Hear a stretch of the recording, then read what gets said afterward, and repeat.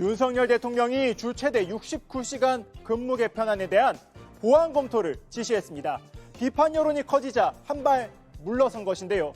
3분 맥집기 오늘은 69시간제 제동의 배경과 앞으로의 전망을 정리해 보겠습니다. 주 69시간제 개편안을 먼저 살펴보시죠. 이 현행 주 52시간제는 40시간의 법정 근로시간에 12시간의 연장 근로를 허용하고 있습니다.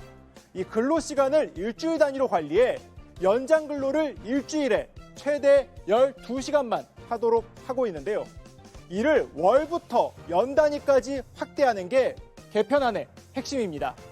11시간 연속 휴식을 보장하고 일주일에 하루를 쉰다면 최대 69시간까지 근무가 가능합니다.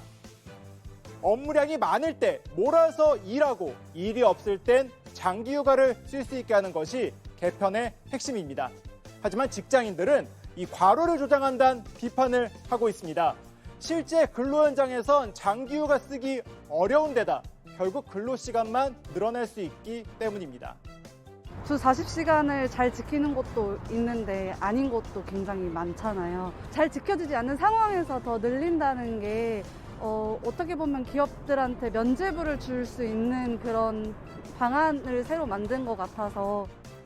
민주노총과 한국노총은 정부의 개편안에 초장시간 노동 보장법이라며 비판의 목소리를 높였습니다.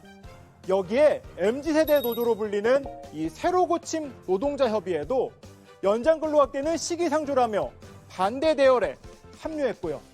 앞서 고용노동부는 젊은 세대는 일할 땐 일하고 쉴 땐 쉬는 걸 선호한다고 말했지만 이 현실을 몰랐던 셈입니다. 결국 윤석열 대통령이 나서서 전면 재검토 방침을 밝혔습니다.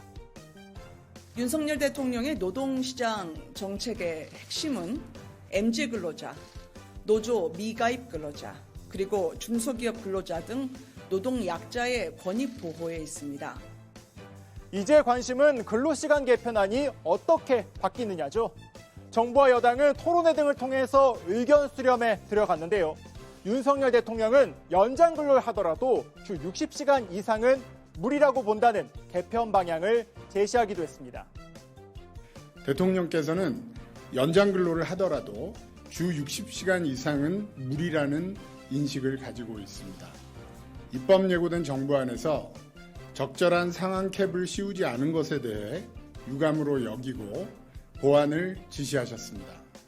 이번 사태를 두고 노동부와 대통령실 사이 엇박자가 발생한 것 아니냐는 지적이 나옵니다. 정부의 정책 발표와 홍보에 문제가 있었던 것인데요. 이 뒤늦게 수습에 나서긴 했지만 혼선은 당분간 이어질 전망입니다. 지금까지 3분 맥집기였습니다.